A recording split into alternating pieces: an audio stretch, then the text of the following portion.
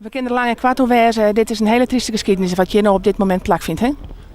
Het is inderdaad een drama voor zowel de Sielsberg, maar ook vooral voor de meeste bevolking hier in de omgeving.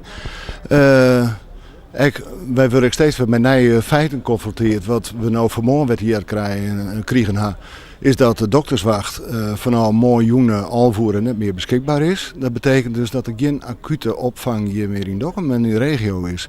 En dat is nog weer meer verontrustend dan wat we nou hebben. Je hebben de afgelopen jaren in het ziekenhuis steeds meer uitgeleid worden zien. Wat betekent dit voor de gezondheidszorg in Noord-Friesland? Ik denk dat ik dat net hoef uit te lezen. Het is natuurlijk een drama voor de gezondheidszorg. Wij denken dat er een hele goede bestaansrecht is voor het ziekenhuis hier in Dokkum. We hopen dan ook van harte dat de plan die er nou lezen, dat die ook vorm krijgen zodanig dat er een gezond mogelijkheid is om acute opvang hier in Dokkum in stand te houden. Worden jullie als medewerkers ook bij die plannenmakerij betrokken?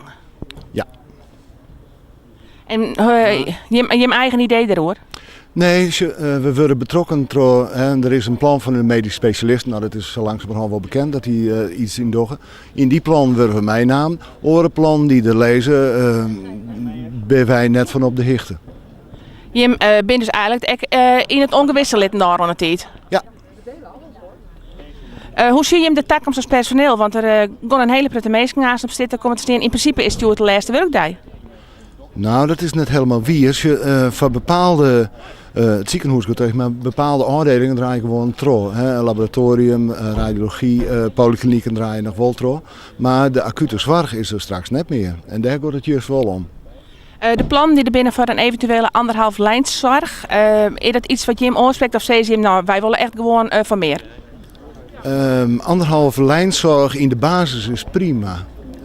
Maar er moet wel een skill omheen van een tweede lijnzorg, ben wij van overtuigd, die nodig is om op het moment dat er meer vraag is, dat er ondersteuning is. Dus vanuit een huisarts die meteen troskaken naar de medisch specialist. Dat is overigens ook wat alle huisartsen het unaniem ooriens binnen hier in de regio. Die vinden ik net dat ze die 1,5 lijnzorg alleen nog dwang kunnen zonder daar een skill omheen. Maar ja, dat wordt wel heel moeilijk. De Friese dokterswacht al de dokters pas sluit in een weekend. Ja, dit wordt heel moeilijk.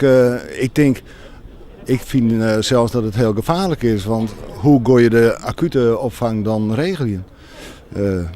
Je kunt cynisch zeggen van, dus je mij een hartinfarct krijgen of je mij net een ongeval krijgen of wat dan ook.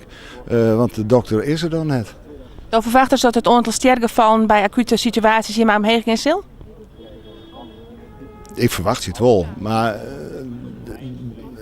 dat hoef ik eigenlijk net uit te lezen, denk ik. Logica is er als er net binnen een straal van een redelijk aantal kilometers een opvang is, in welke vorm dan ook. En dat je altijd via voortmatten, dat is net bevorderlijk voor de kans om te overleven. Is er nog ergens positief lucht voor de toekomst? Zeker, ik denk dat er zeker een haalbaarheid is om het ziekenhuis in een bepaalde vorm in stand te houden. In combinatie met een 1,5 lijnzorg en moet zeker kunnen.